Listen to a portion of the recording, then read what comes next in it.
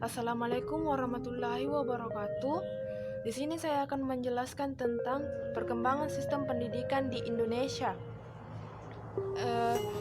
Pada zaman kemerdekaan pada tahun 1945 sampai 1950, Badan Pekerja Komite Nasional Pusat mengusulkan perlunya pembaruan di bidang-bidang pendidikan.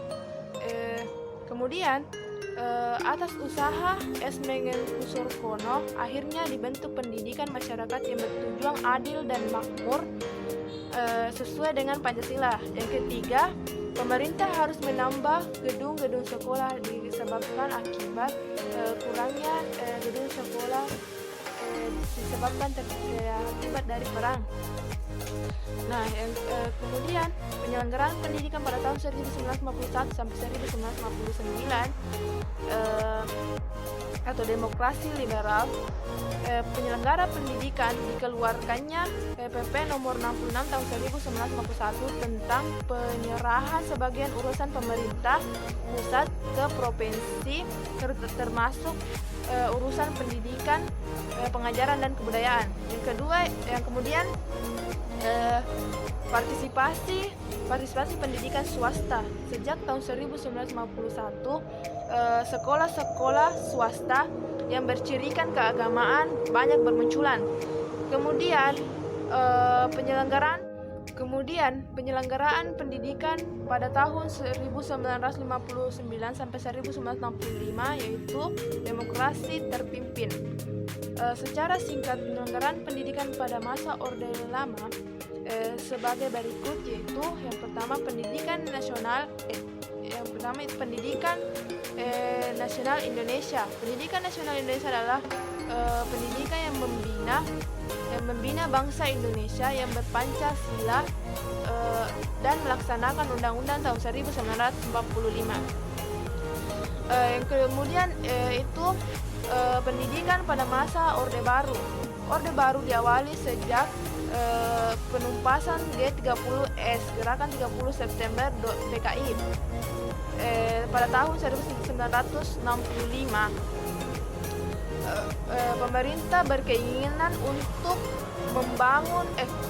melaksanakan Undang-Undang 1945 secara murni dan konsekuen. Nah, selanjutnya dasar fungsi dan tujuan pendidikan nasional. Pendidikan nasional adalah pendidikan yang berkaitan dengan Pancasila dan Undang-Undang tahun 1945 yang berakar pada nilai keagamaan kebudayaan nasional Indonesia dan tanggap terhadap tuntutan perubahan zaman. Sistem pendidikan nasional adalah keseluruhan kemampuan pendidikan untuk yang saling terkait secara terpadu untuk mencapai tujuan pendidikan.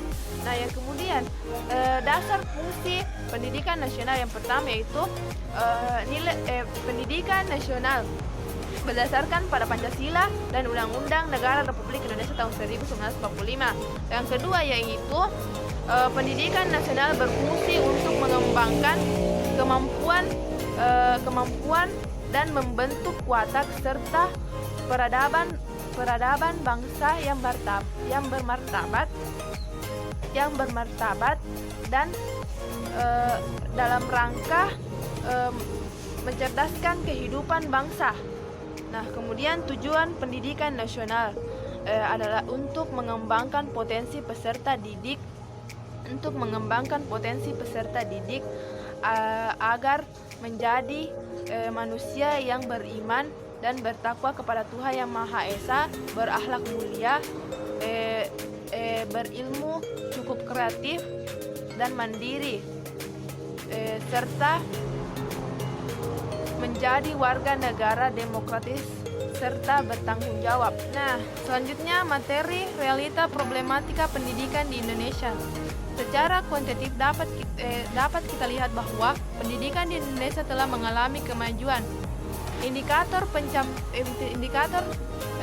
pencapaian dapat dilihat dari kemampuan baca tulis masyarakat yang mencapai 67,24%. Hal ini sebagai akibat dari program pemerataan pendidikan, terutama Impres SD yang dibangun oleh rezim Orde Baru.